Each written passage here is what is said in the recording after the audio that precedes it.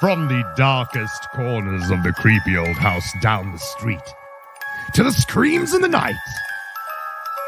Settle in, Parafamily, to join with Whitney and Brandon for another spooky episode of the Para-Unity Podcast.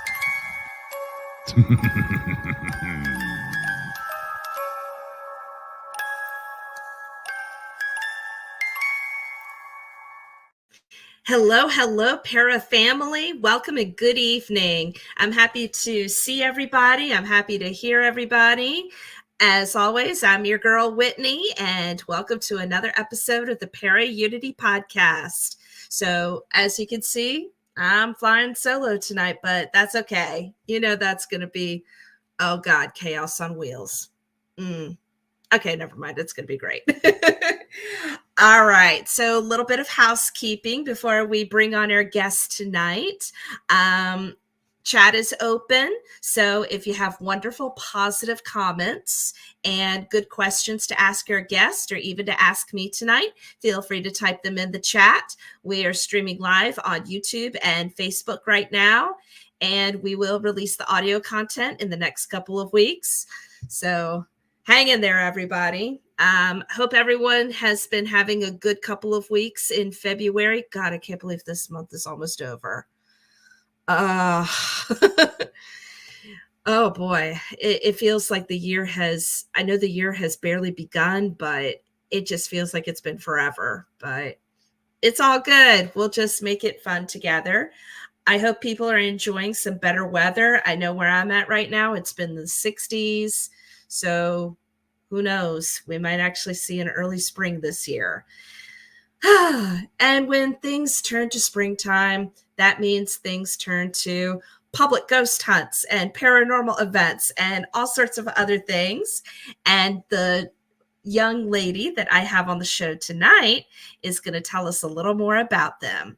So tonight we are joined by Christie Ayers, who's paranormal investigator, paranormal event planner with Para Gypsy, and a personality who has appeared on Destination Fear and The Most Terrifying Places in America Season 2. We're so excited. Pardon me, I've got a wonky throat, but I'll power through.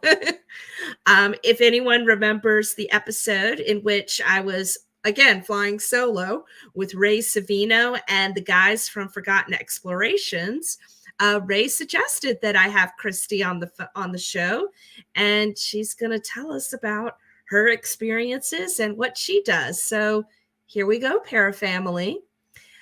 Christie is originally from Holton, Kansas, and believe me, the Sunflower State is filled with haunts. And some of these haunts may be familiar to our Para family, such as the Sally House and the 1889 McIntyre Villa of Atchison, Kansas, and also Fort Leavenworth and the Fort Leavenworth Cemetery.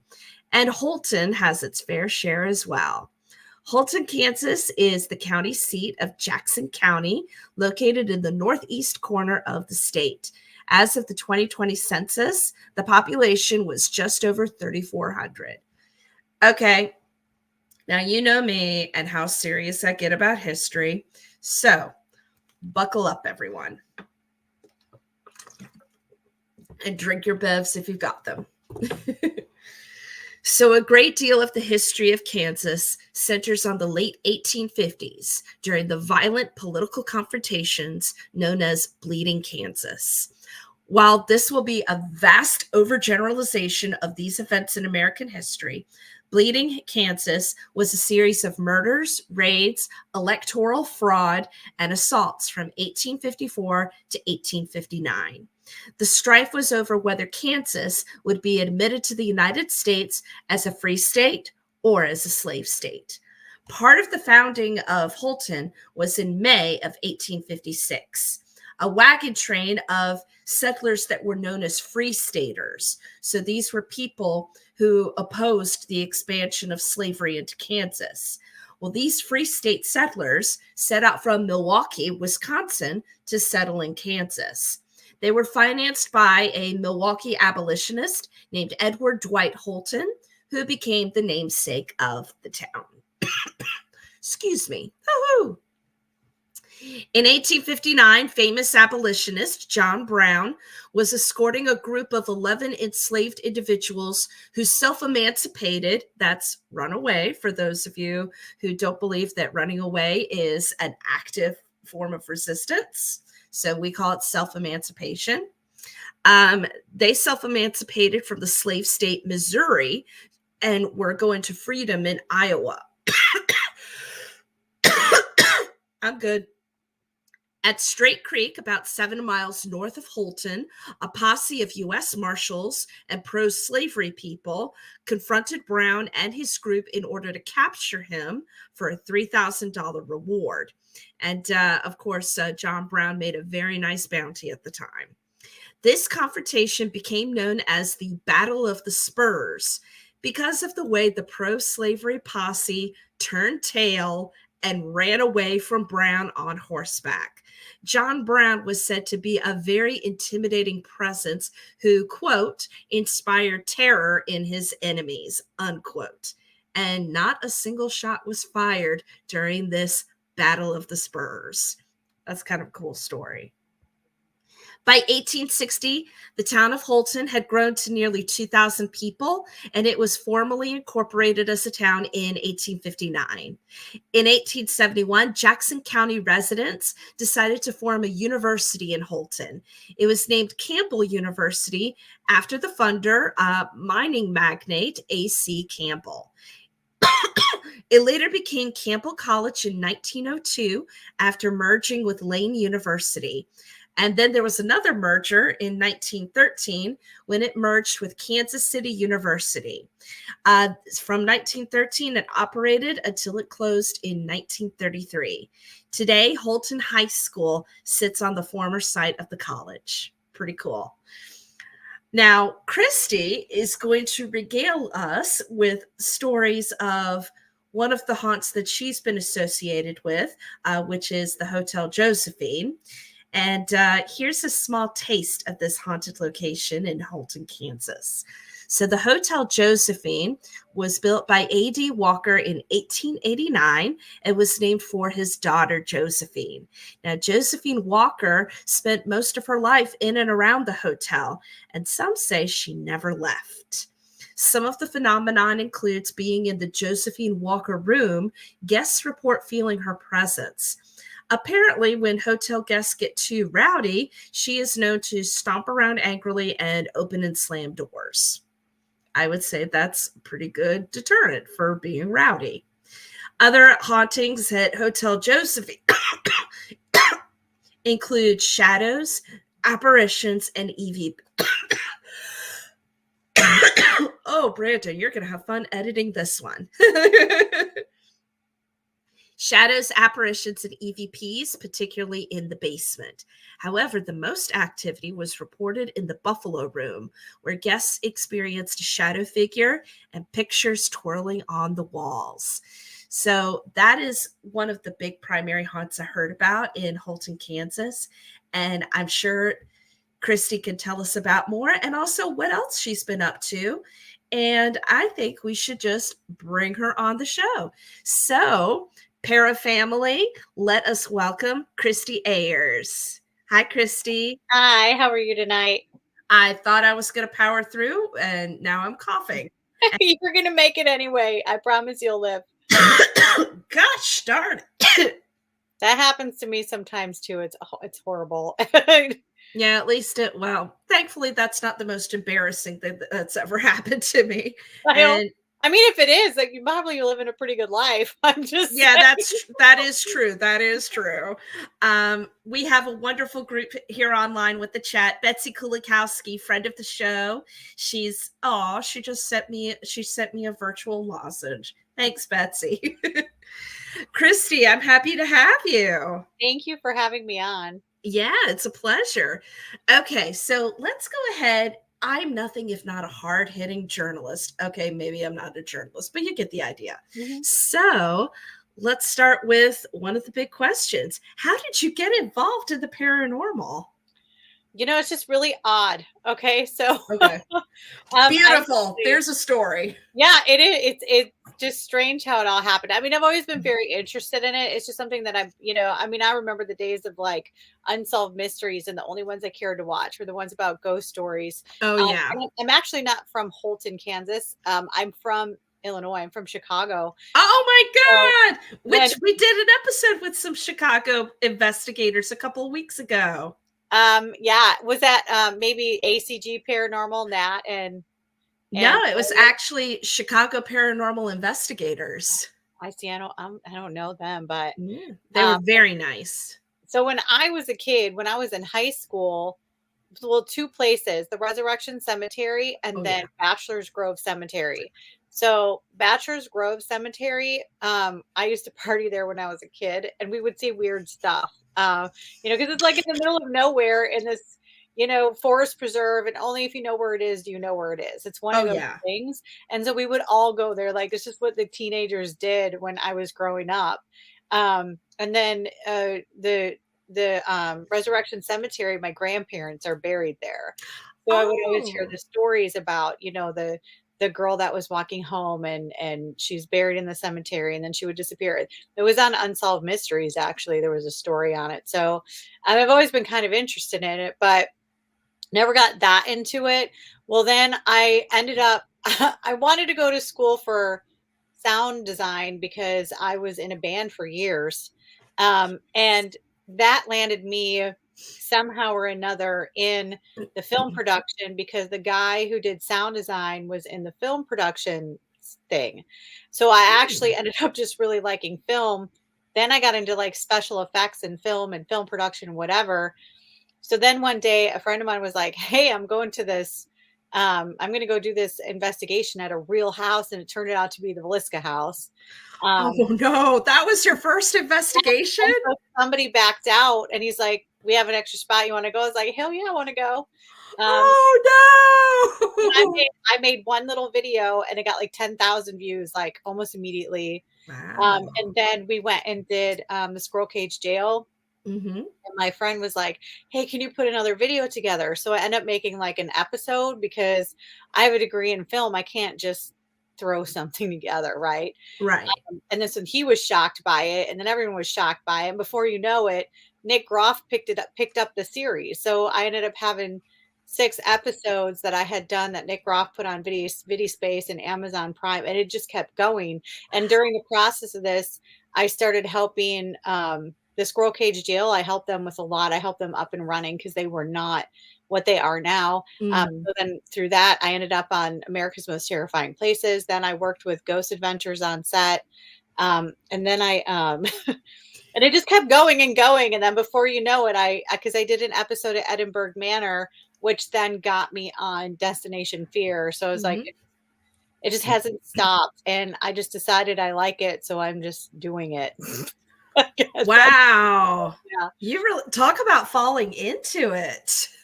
It's been an adventure, and I'm literally I get bored without adventure. So this is where we're going in life. Yeah, I could see that.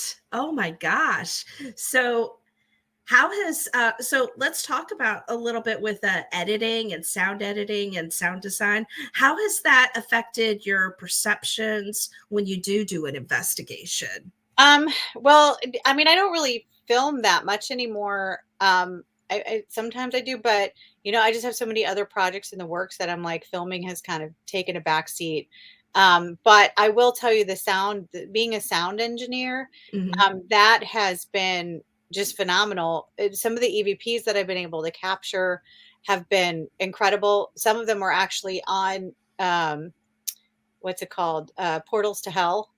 Oh yeah. So I had some evidence on Portals to Hell. Like, I don't know. Some of the EVPs I've captured have just been phenomenal. And I'm not even really sure how that happens or whatever. I don't know if it's the equipment I'm using or what, or if it's just because I know what to look for. I don't have to sit there and listen to hours and hours worth of footage. I can look at the wavelengths and tell you where the EVPs are. Oh, okay. So like you would have a wave file up, and you'd have the spikes and the sound waves and everything right in front of you. Yeah. And then that led to, because very recently I was on a documentary with Ron Iacovetti and Lourdes Gonzalez, who do the Staticom. We know Ron and Lords. Yeah, so I'm their sound design expert in their documentary. Yeah. Because what they're doing is fascinating. But it's just funny when I met Ron the first time, and I had asked him a couple questions, and before you know it, there was a crowd just staring at us because they didn't understand a word we were saying. But we knew, but that's sound engineering, sometimes it's my field. And so, and they were like, you want to work with us? And I'm like, yeah. So Staticom's fascinating. I'm still working on stuff with that. So yeah, I didn't get, unfortunately, I didn't get a chance the last time I saw Ron and Lords. I just didn't have the opportunity to hang around and just really listen to Staticom. But next time, I promise, because I really want to see how that works. And of course, Ron and Lords are friends of the show, and they're wonderful, and we love them.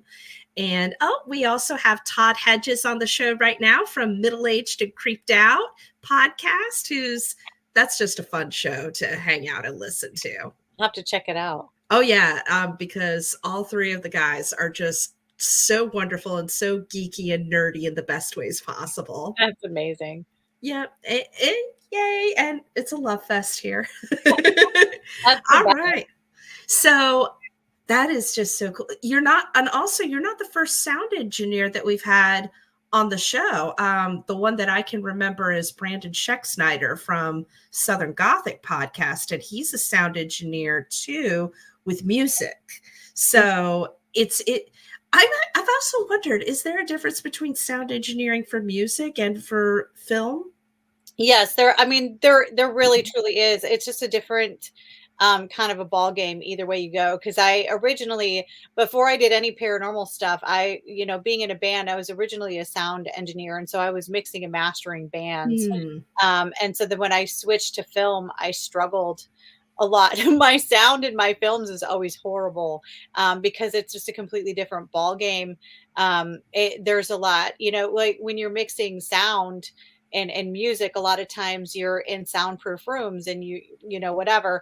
But then when you're filming, a car goes by and you're like, really? An airplane goes overhead. Like no matter what you do, there's something. And so there's just the background noise, because I'm so trained to listen for it, just irritates me. And I know most people, like, they'll watch a movie and I'm sure there's a lot of sound back there that you don't hear, you don't pick up on when you're watching TV. But as somebody who does sound professionally, that's all you hear. And you're just like, how do I get rid of it? How do I get rid of it? And you can't. That's the thing, is you can't ever get rid of all of that unless you're in a soundproof room and recording. A lot of the movies and stuff we see, a lot of that is very controlled. But just doing it as an independent, it can be very difficult, especially without a sound person. And then filming with people who don't normally film, and then, oh, I thought it was filming the whole time. And you're like, oh, no. That's what happened when we did the Waverly Hills episode. Oh my God. Yeah, one of the people that I brought onto the crew, and he thought he was recording for hours and nothing. And I was like, well, we'll fix it in the editing room, which are the worst words anybody can ever say to you. But unfortunately, that's how it happens sometimes. So, but whatever, it's fun. I don't care. So I said when I was doing all the coughing, it's like, yo, Brandon, you're going to have fun editing this one. I lied. We actually don't edit it. What you hear and what you see is what you get. We're so real. No, that's okay for me. I'm okay with it. So can you give us an example, getting back to how you're able to know what you're listening for when it comes to EVPs, and you also can see the sound waves in front of you? Give me an example of how that works. Give us an example. Yeah. So, well, for starters, a lot of times I think when people do an investigation, they kind of have, they already have something, okay, well, this happened here. So they already kind of know what they're looking for, especially when we get excited when something happens and we want to go back and review it right away. Right. Not only that, but a lot of times we do EVPs where we do bursts and then we come back and we listen. So we really already know what we're looking for. However, if you don't and you just had cameras running, when you put, when you open up your sound waves in your program, I use Adobe. Most people don't, but I mean, I have several different programs that I use. Adobe's just the one I think most people will know what it is. But when you're looking at the sound wave, your background noise, everything that has a certain pattern. But when you talk, it spikes in the sound wave. And so when you're looking at it, you can see where those spikes are. Sometimes they're very small. And to me, the best part about that is if you can find that sound wave, there's ways to get rid of all the background noise, because these programs now can recognize what you're trying to clean up. And so you can take those and you can just clean up all that background noise, and you can just you can raise the decibels on just the EVPs or whatever. And sometimes you can get them better. But the fascinating part for me is some of the EVPs that I've captured that are like you and I just sitting here talking. And I can't even tell how many times I've had to point out an EVP to people, because they're listening like this and they're not expecting it to be like this. Like right there. Yeah. Yeah. And those were the ones that were on Portals to Hell, were just that clear. And just, it was fascinating. It fascinates me how that even works. But I have so many of them, and I don't know how it just does. It's cool. That is pretty cool. Excellent. It's nice to kind of hear that perspective, because, we just go in and we just start running audio. It's like, hello.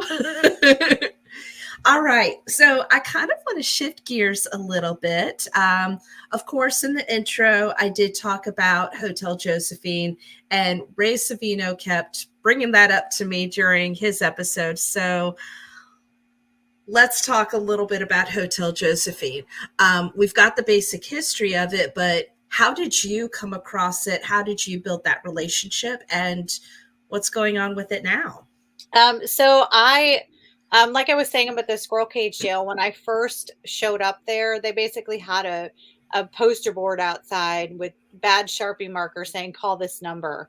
And so over time, I did all their graphic designs, I made videos, whatever. And so now they have like a full-time employee. So all the work that I did there helped build the place up. And I'm now currently actually working on another location for them, trying to build it up just as much as the jail, which is kind of what I enjoy doing. I enjoy taking something that's just beginning and building it into something amazing.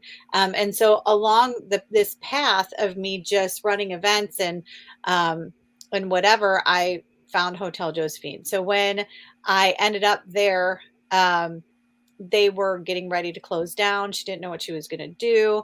And somehow or another out of my mouth came, well, what if I ran it? Oh. And so that entailed me moving into Hotel Josephine and running it full time, which was great at first. Unfortunately, I will just, spoiler alert. So I didn't get there fast enough, and it was already too late, which they eventually did have to sell it. And so now it's just sitting there, which I've been trying to get in contact with the new owners and things and try to get it up and going again. But as of now, it hasn't been the easiest. I have another friend kind of working on that too, so I'm hoping he has some luck. But I lived there for, I think, 4 months. Yeah, I lived there for 4 months. And it was just crazy, the stuff that happened, because it was also during winter.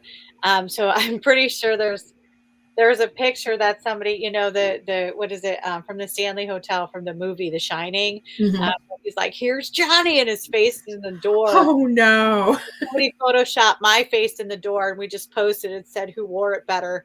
Oh no. There were days that I wouldn't speak to or see another human being because it was cold outside and nobody wanted to go anywhere.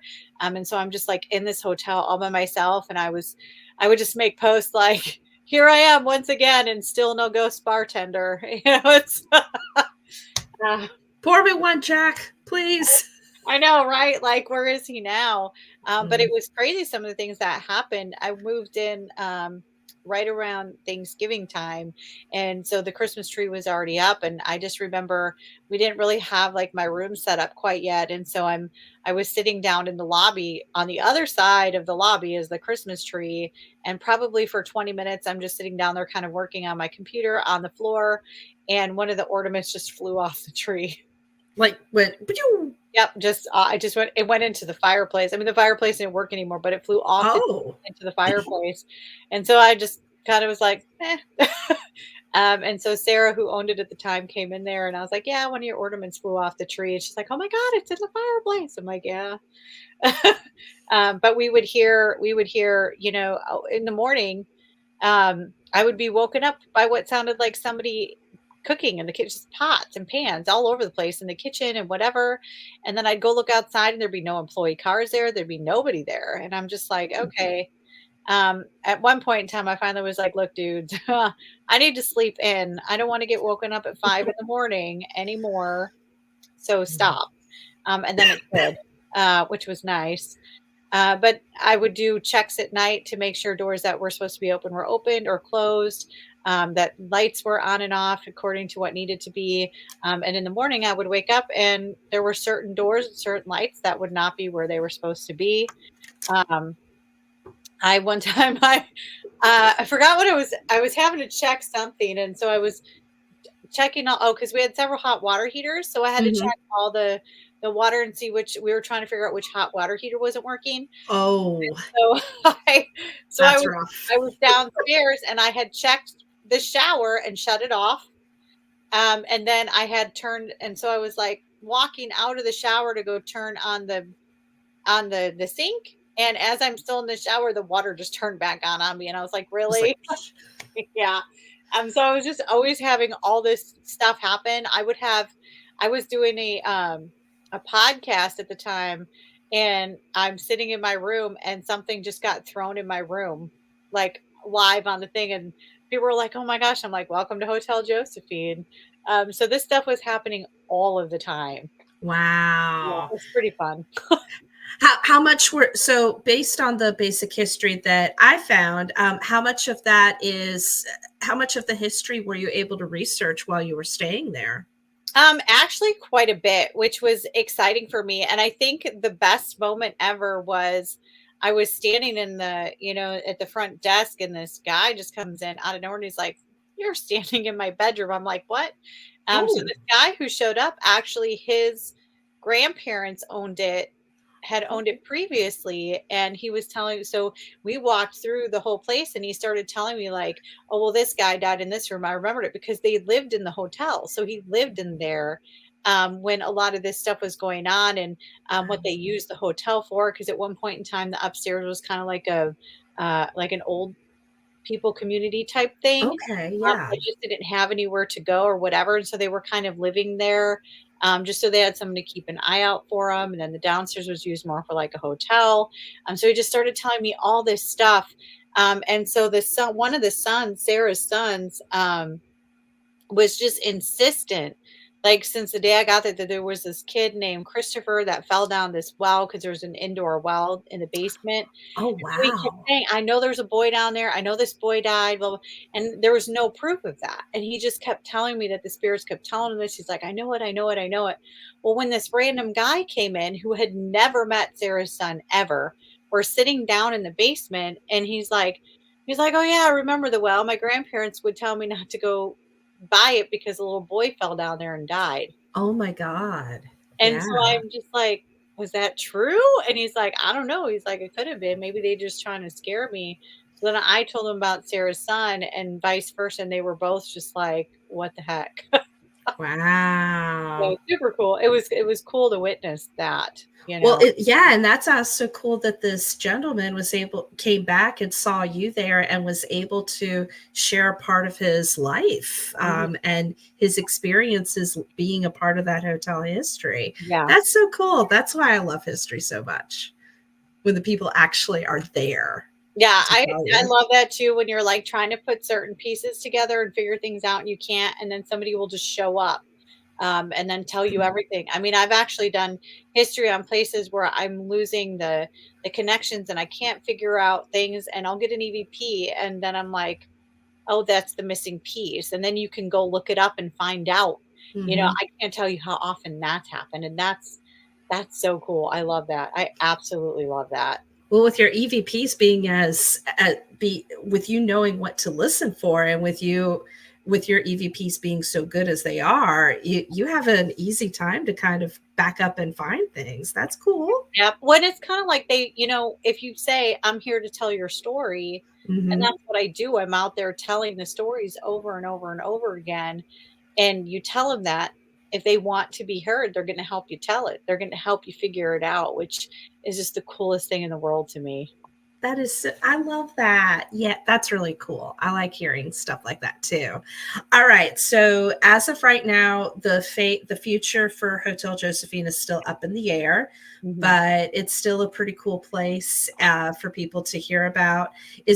If there's a way, I think we can find some ways to see your videos or whatever information that you gathered from there. I think we can find that and post that up in the show notes. Yeah, I can find some stuff for you. I don't really know what I all have from that. I save everything. Oh my goodness. So I just have terabyte drives like everywhere. Oh my God. Yeah, terabytes will crash. I save everything. So it's ridiculous. I have a lot of footage. Well, I've been working on a project for a while, but until my book's published, it's kind of on the back burner. Gotcha. But it's called My Life with Ghosts, which is also the name of my book. And then it's basically about my life and how I ended up here and just everything that I do. So I'm always filming everything. Even when I'm having a bad day, I'm like, I'm having a bad day. Oh, but no. it's as real as it gets. That's where it is. Yep. Sometimes I feel like I should do that too. Be like, my son is going crazy. I have some of those videos. There's actually one of me like, yep, here I am. I just want to go to bed, but nope, I'm driving to Georgia to get my daughter off the side of the road. No. Okay, I haven't gotten to that point in my existence yet. My kid's only 13. Once they get past that age in their 20s where they hate their parents and decide they love you and you're the best thing in the world, life is good after that. Yeah. Because I'll bail you out. No, I'm kidding. He's a great, as everybody knows, my son is a great kid. He's just a teenager. Yeah. Yeah. We ought to start like a paranormal support group for moms of the paranormal. I'm serious. This is something I've thought about over the last couple of years. It's like, we need to get all the paranormal moms out there and just form a community. Amen to that. I would be on board. Awesome. Even fur moms, even moms of pets, because I would totally welcome those too. Oh man. Okay. So one thing that I found really interesting about you too is event planning and the paranormal. And I know that you're so active with Paragypsy. Can you tell us a little bit more about Paragypsy and how do you plan a paranormal event? So Paragypsy is kind of cool because I did not give myself that name. That was given to me by Brandon Cooper. And I was like, I love it. And then it just stuck. And then my friend he's a storyboarder, he made my logo. And I was just like, I just love it. It's a really cute logo. It kind of came up because I used to work for Haunted Rooms America, and and nothing again, I don't say this against him. I didn't like the way things were run. And that was just a personal preference. I have nothing against him. I have nothing against Haunted Rooms America. But I decided it was time for me to venture off on my own. And so I started doing that a little bit. And then of course, at one point in time, what is that other one? He just went to jail for fraud. I can't remember. Oh my God. I don't remember what his name is. I have pictures with him. He was on the Portals to Hell episode that I was part of.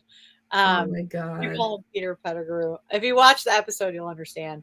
Tyler Evans. Yeah. Oh my God. Oh yeah, he does look like Peter Pettigrew. And then in the show, he's like, he says I like death, and like his face is, and I'm like, oh my god, it's Peter Pettigrew.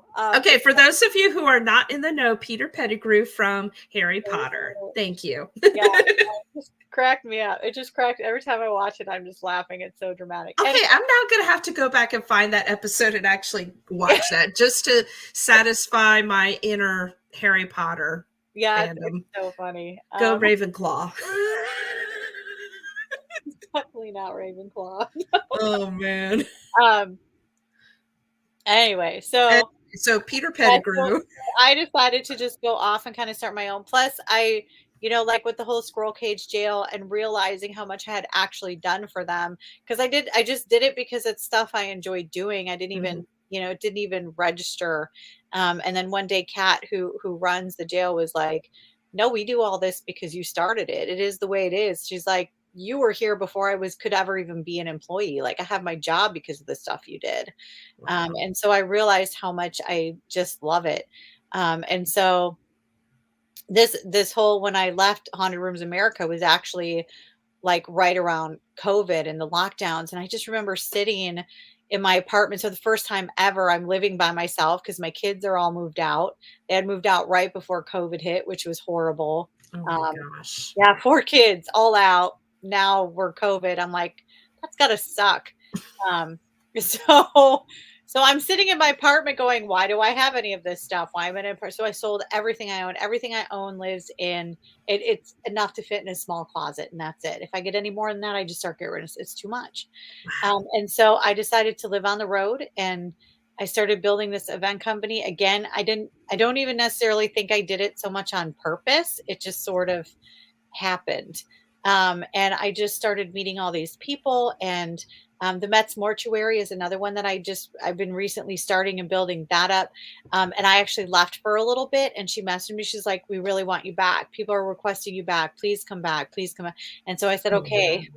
So now I'll have 3 events with her so far this year. Yeah. And of course the Squirrel Cage, and then Rails West Museum. And then recently I did one at Octagon Hall. And Bear, who's amazing, he was like, "I want you guys to come back." And then I met Tim T-Dog, and I don't know, him and I were just like, we're best friends now. Wow. His family's amazing. His wife's amazing. He's a wonderful person. I can't say enough good things about him. So it just kept going. And then, of course, Richard Estep did a charity event for animals with me out in Twella, Utah at Asylum 49, which is another Kim Anderson. Oh, yeah. Oh, I know that place. That's a fun place. Amazing. Yes, Kim is a wonderful human being. And I just keep meeting these people who are just they're such good people. And, we work out deals because the point isn't, trust me, I'm poor as dirt. Okay. I'm making barely enough to get by at this point because my whole goal was I wanted to help these locations. I wanted to do better for the locations. That was really my whole goal. And now it's gotten to a point where my events have been selling out more and more and more. So now I have to pay somebody else to come in and help me, which is fine because it's usually Tim. So Tim.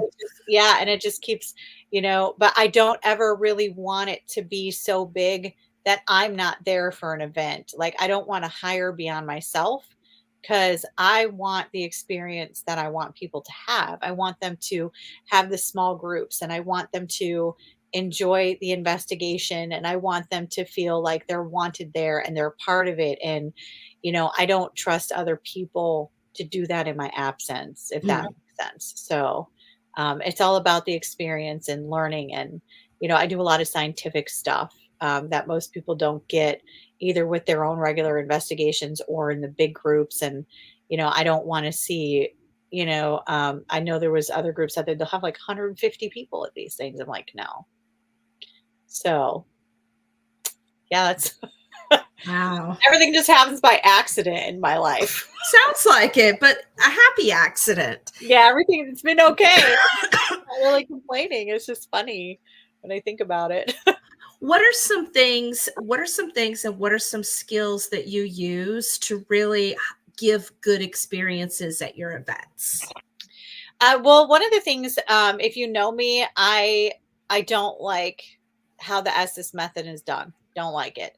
I feel like when you are in an event like that and somebody's wearing, headphones and it's another person asking questions, the whole group is just sitting there watching and nobody is participating. So I'm already not a fan of the Estes method. It just seems so like, I don't know, you have to believe what I'm saying because I'm saying it. And I'm like, that's not real evidence to me. And so what I've done with the Estes method, because everybody wants to do it, and that was the other issue. I noticed some of the events will have like 16-year-olds, 17-year-olds, sometimes 15-year-olds, just depending on the locations and whatever is allowed and isn't allowed. And I noticed that those younger kids, they actually use the Estes method to bully people. As soon as those headphones go on, they are saying words they should not be saying. They are just saying mean things. And they're like, well, it's just the spirit. And I'm like, no, it's you. And even if it is the spirit, that's inappropriate. We don't need to say it. I also found that with adults, it always turned into sexual stuff. And I'm like, I'm done. We're not doing it this way. However, everybody still wants to do it. So what I decided to do is typically our events have no more than 30 people. So I will take half the group and send them with whoever's helping me run it, and the other half will stay with me. And so one half is somewhere, and we can't hear each other. Okay. And that's kind of the whole goal. So one half is sitting with the spirit box, and they're just writing down, let's say I hear the word golfing or whatever. So I'll write that down.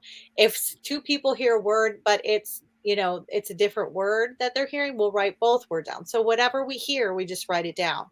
Well, the other half of the group is asking questions. So after 30 minutes or so, we come back together and we compare the questions to the answers and see if anything lines up.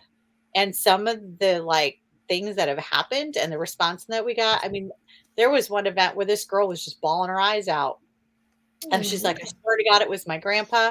And it's just weird because she kept insisting her grandpa was there or whatever. And one of the things that I got out of the spirit box was Papa Squat. And I'm like, that's weird. No one says that on the radio. And when she heard that, the tears, she's like, my grandpa used to say that all the time. Oh, wow. And there were things that would just line up about like her house and where she lived and, the fishing and just everything they did. And she's just like, I know that's and we were all just kind of like in shock. So it's really cool how that happens, but everybody participates and everybody hears it. To me, that is more evidence than somebody just sitting with headphones on and we're just believing what they're saying. So that's how I feel about it. But sometimes for me, the Estes method, it feels uncomfortable to me because it's like, and I'm like, okay, I'm feeling very uncomfortable right now. Yeah, some people can't handle that either, too. I've gone under like maybe once or twice, and it's very, very strange feeling for me. Maybe I'll get used to it. I don't know. I haven't decided if that's my weapon of choice when it comes to investigating yet. I usually stick with a pad of paper and a pencil and just write down everything. Right. But enough about me. I'm all good hearing about you too. So hey! Yeah, but they don't want to hear about me. They've heard enough about me to last a lifetime, I'm sure. The Para family. All right. Now let's go back to the project that you're working on recently with Met's Mortuary. Yes. So that's one of the newer ones. I have an even newer one, which is, I'm just so excited about that. But the Met's Mortuary. So this, her name is Megan, who owns it. And it's like one of those old, it's like the building is like the whole block, and then they have like the staircases in the middle that go up to the apartments or whatever. So she initially was renting one of those buildings out for her antique store, and her mom has a store there. And then she bought the one on the end, which was actually the mortuary. But she's not a paranormal person. She just isn't a paranormal person. But she was having all this stuff happen and whatever. And a friend of mine saw the post and was like, hey, tag me. And she's like, Christy, look at this. Look at this. Wow. And so I, through my other friend, Mary, because she's just a people person. And she she's just a great human being in general. She reached out to Megan, and Megan was like, "Oh yeah, totally come down. I need you to check this out. I need to figure out what's going on." And so we went down there, and like Mary got pinched, and some employees were talking about she has a lot of them didn't even want to be there alone. They won't go in the basements, just things like that. And so and learning a little bit of the history, and it was always a mortuary and just things that have happened there. We did our initial investigation and had so much stuff happen. And so then I said to her, "Hey, this is what I do." And she's like, "Yes, please do it." And so we did a couple of events there, and it has yet to disappoint. And so I was gone for a little while because I had to go to California, which then that didn't work out.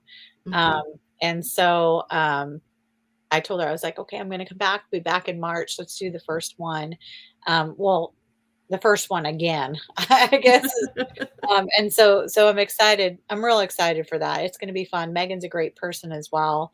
I know she's been going through some stuff, and so this is really going to help her. It's going to help, her building. It's and it's worth it. The place is worth it. It's got a lot of cool stuff that happens there. So, and we'll make sure that we'll post that on our socials for you guys. So that way you can see what's coming up at the Met's Mortuary and hopefully get some folks to come out and hang out with you guys. That'll be fun. Yes. Yay. We love it, so you've been, I know in your time, you've just been to so many different places. You've been to some of the blockbuster haunts. You've been to some of the lesser known. What is perhaps your favorite place that you've been to? Oh God, I couldn't even pick one. Like I form attachments with the history in all these places. Like, I could never just pick a favorite. Edinburgh is always going to be up there. Squirrel Cage will always be up there for me. And partly Edinburgh has a lot to do with the people that own it are like family to me. I love them so much. They're such wonderful people. Jay and Cindy, just every time I see them, they make my life better. Like just their existence makes my life better. I don't even know how to express that, in a real genuine way. That's just all I can say about it, but I love all of these places, and I love all of the history, and I just form a bond with not just the location, but the people who want it in their hearts. And Ashmore Estates, Robin Terry. I love Robin. He is awesome. He's to me, he's like Santa. You just want to give him a big hug. Yes. I freaking love that guy. Yes. So I know I get to see him here in like 2 weeks, so I'm excited to see him again. Yeah. So you just have so much love for so many places. Oh, what are some places that you still want to go to? Well, I want to go to Penhurst, but I think I'm going to do that this year. I also think I'll be at Conjuring House at some point, but I'm not sure. I've always wanted to check out Hinsdale House, but I don't know if I'll make it there this year. There's just so many. It's like, how do you pick? I would love to go to like Alcatraz and all those. Oh Lord, Alcatraz, California, and I hate California, but I'm so over California. There's some parts I can deal with, but not a lot. I'm just going to talk about the new one really quick because I'm excited. So when I came down to Florida, because I come down here seasonally, and then I pick up a serving job, which I really needed this time because I needed to get work done on my car. And so my friend who lives down here, she's like, "Well, I work at this place in Mount Dora, Florida. It's called Pisces Rising." So you walk into Pisces Rising and you're like, "What is this place?" Immediately you're like, "What is this place?" And so without them even knowing like what I do, I get a tour from the manager, and she starts telling me about all this paranormal stuff going on in there. And I'm just like, this is interesting. But Pisces Rising was originally a house. And when you walk into the front door, you can see the house, the original front porch. The restaurant was built around the house. The house is inside the restaurant, literally. Oh. Yeah. So it's so cool. You walk in and the stairs go right up to the original front porch with the original front door with the door knocker, the living room with the original wood flooring. The fireplaces are still there. Like it is just incredible. Like this place. And so without telling a lot of these people, like the cooks and stuff, what I do, they just started telling me I won't go down the basement myself. I saw this and I saw that, and they have videos of dishes being pushed off shelves, and just this, the toilets flushing by themselves and scaring one of the cooks so bad that he ran out with his pants still down. Like, oh, wow. The guy who owns the place saw a woman standing by the fireplace. There was a cook that left because he kept seeing a little boy downstairs, and then he would turn into a black mass, and he was like, I can't do this anymore. Interesting. Yeah, and so where this house was actually initially built was the original plot of land that the founder of Mount Dora lived. And so then she partitioned it off, and there was fires that happened. There was a hotel on that property. The house was then built in 1919. The original, what is it? The carriage house is still back there that they also own, but it's now called Back Porch Pizza. And so I love it. Yeah, where they took the carriages, like the overhang for where, you know, all the tables are under. So people are still using that where the carriages would come up. And now the caretaker's house, which was 150 square foot, is the office for Back Porch Pizza. And so like you can just see the whole thing, and it's just, and Mount Dora has a crazy history, just the craziest history, which I won't really talk about on here because you start talking about certain stuff and then you get kicked off Facebook and everything else. Oh, got it. Yeah, but the history is pretty insane. And I'm ecstatic. So we're doing the first event there in November. My friend Jessica Potter, she's going to come down and do a mediumship workshop. I love Jessica. She's adorable. She is. I'm excited to have her out and get her take on everything. And she's promised to not read any of the history or look at any of that. So she's going to do just a blind walkthrough when she gets here. So, okay, Jessica, I heard it here. You better not be looking that stuff up.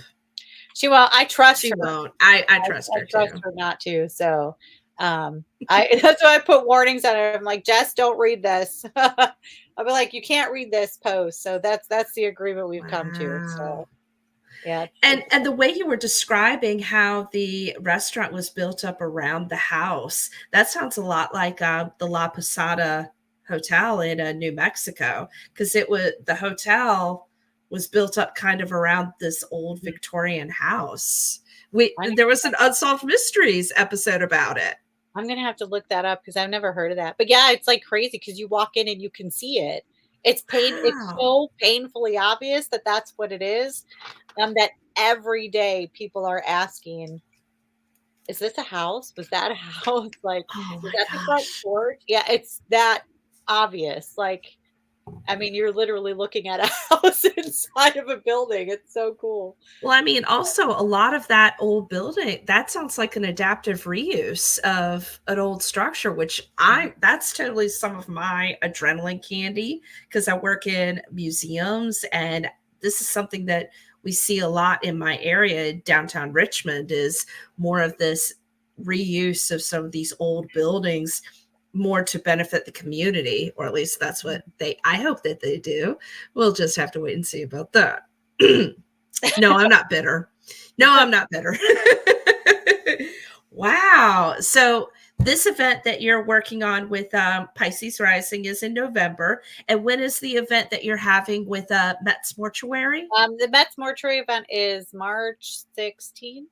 Oh, so right around the corner, friends. It is about halfway sold out already, so that's good. Usually the last little bit of it will sell this last month. So I'm starting to wake up every day to ticket sales, which is great.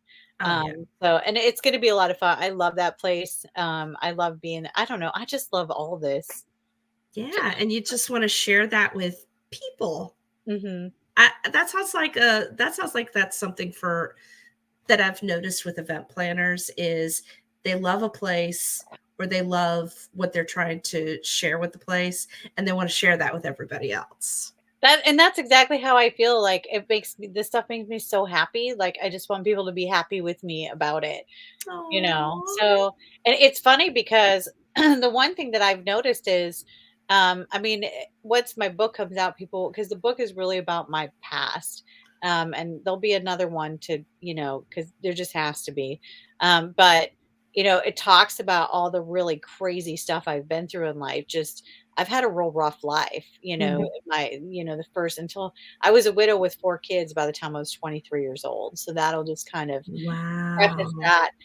And so I have found that so many people, even when they don't initially know my story, for some reason, they just want to tell me everything. And so I've found myself in I don't know how many creepy basements with a stranger telling me their life story and crying and just needing someone to be there and listen. And, I've just come to this policy where like my doors are, I will answer the phone. I leave my phone on all night long. If I'm not going to, for whatever reason, I will tell people, "Hey, I just need to sleep or I need a break." But I don't care if you need someone to talk to. I'm always there. I will always answer. I mean, and it's just the way it is. And so I've found that doing this has touched lives, and I'm helping people in a way that I've wanted to, but never thought that I could.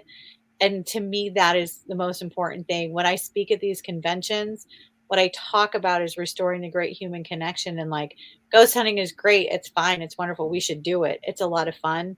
Um, but sometimes you need to take a look at the people who are right next to you because they're still living and you can still help them and take care of them right now. Don't wait till they're dead to try to help them. That's Mhm. so I mean that's what I talk about mostly. So this is why I love it so much because I'm like, this is such, I find some of the most people who are searching for something. And because of everything I've been through a lot of times, I can just understand. And that's what I want. So I love that. See, this is a love fest. that's, I know I'm a total hippie. I'm sorry. Oh Lord, peace, love. I love that. And we do have a third person that is totally on board for our paranormal mom support group. So Betsy is all up for that. So I'm yes, this is something that I shall do. We must do this. Yeah, count me in. I will be there. Because Telling your children you're going to make them a ghost is a no. You're like, nah, "Oh, would no, it? maybe." Nah, he's good. I He's did good. turn my daughter into a ghost. She's in a lot of my films as I turned her into a ghost. So I do remember this is when we first moved into this area. So we had to stay in a hotel briefly because our neighbor's water heater ruptured and we live in a townhouse on a concrete slab. So her water ended up going into our house. So I know it sucks.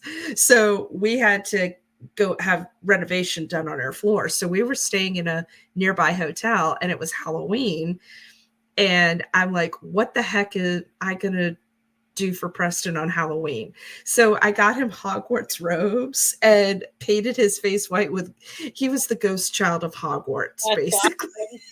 I love it. And I love it. yeah, and I've got the pictures to prove it. He looked good. He looked good. I love it. Yeah, now we Halloween is just a state of being for us. It's when we watch our movies. It's when I mean, I do ghost tours, so I'm basically all booked up on the week of Halloween. It's awful. I know. Somehow or another, well, I didn't really put any events for Halloween, but I have two. I'll be at Mid Michigan and Mass Paracon in October. Oh yeah. I haven't really scheduled much because I'm like, I don't, you know what?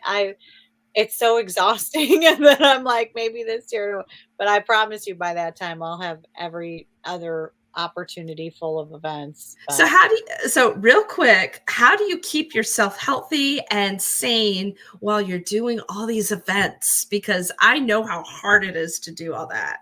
I'm not really sure. So that's the funny thing, right? Is actually a year ago, just over a year, actually right before I moved into Hotel Josephine, I was having like dizzy spells and fainting spells and then they thought I had blood cancer. Turns out it's celiac disease and my iron was dangerously low. And so now I'm finally feeling better. It's taken over a year Wow. to where, because I was having bad heart palpitations, which those still come sometimes, but not like I was so terrified. So how I managed to keep it going through all, I don't even know. I don't know. Um, Okay, at least that's realistic. I don't know.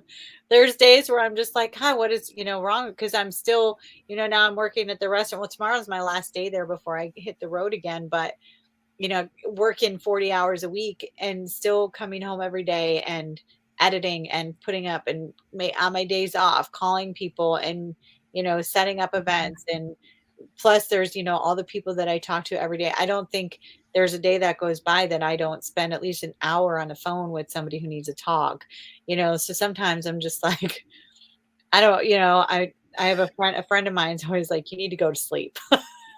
Sleep is good. Sleep Well, is wise. I don't sleep normally, so I take CBD to sleep, and I'm like, I'll sleep when I want to sleep. I schedule when I'm sleeping. That's how we do this. Oh, Lord. I know it's terrible, isn't it? It's awful. Yeah, unfortunately, it's so relatable and so realistic. I finally figured it out. You take meds to make yourself sleep and you drink caffeine in the morning, but then I gave up caffeine, so I don't even understand why I have any energy. See, we talked about this before we went live. I only get like a soda as a special treat. Otherwise, I don't drink soda. And unfortunately, coffee is my vice. So caffeine must stay in my life. That explains a lot. With whiskey.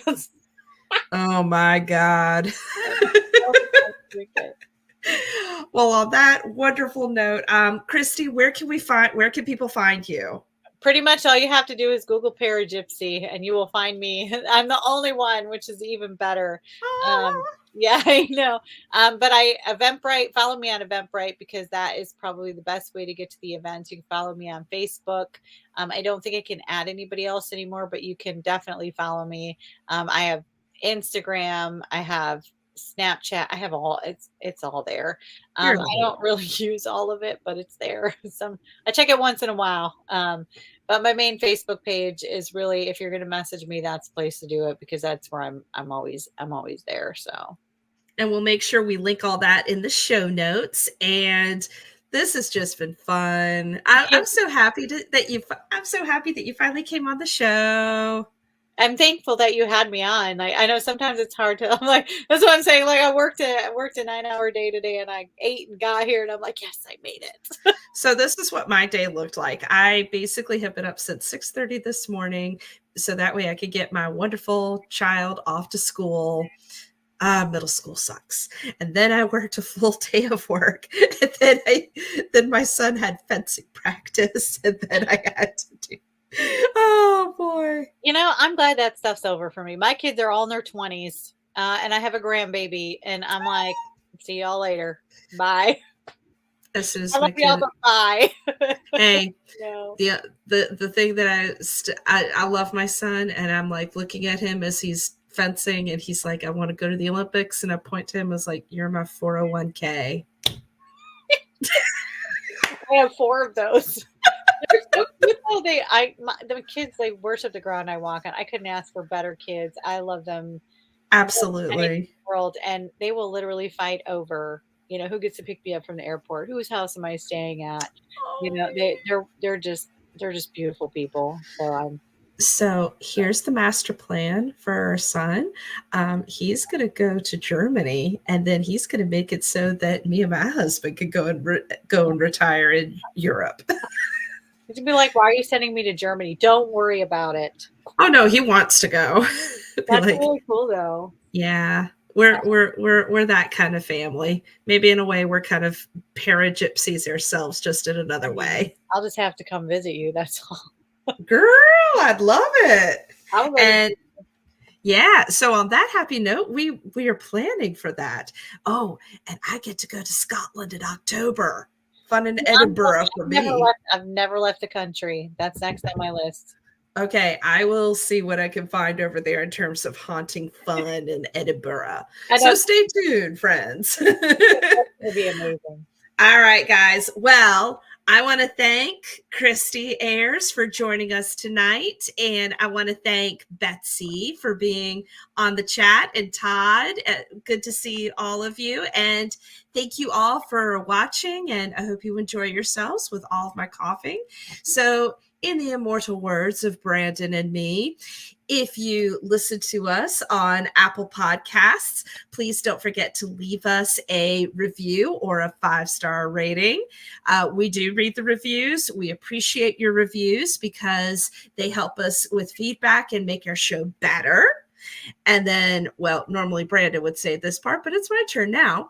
You can also listen to us on Google, on Pandora, and all the other podcast outlets. You can even listen to us on Alexa.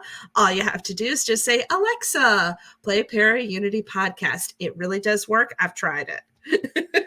That's awesome. Yeah, and I was so excited when I found out we were Alexa enabled. So cool. I know, right?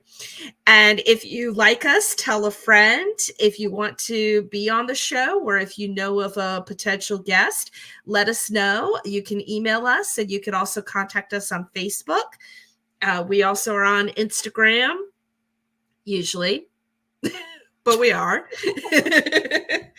Yeah, we're just like any middle-aged person with social media. We have it. We'll check it at some point. And also, to support us further, stop by our website and buy us a cup of coffee. But on behalf of Brandon, I'm Whitney, and you have been in the best place to bring our paranormal families a little closer together, the Para Unity podcast. So good night, Para family.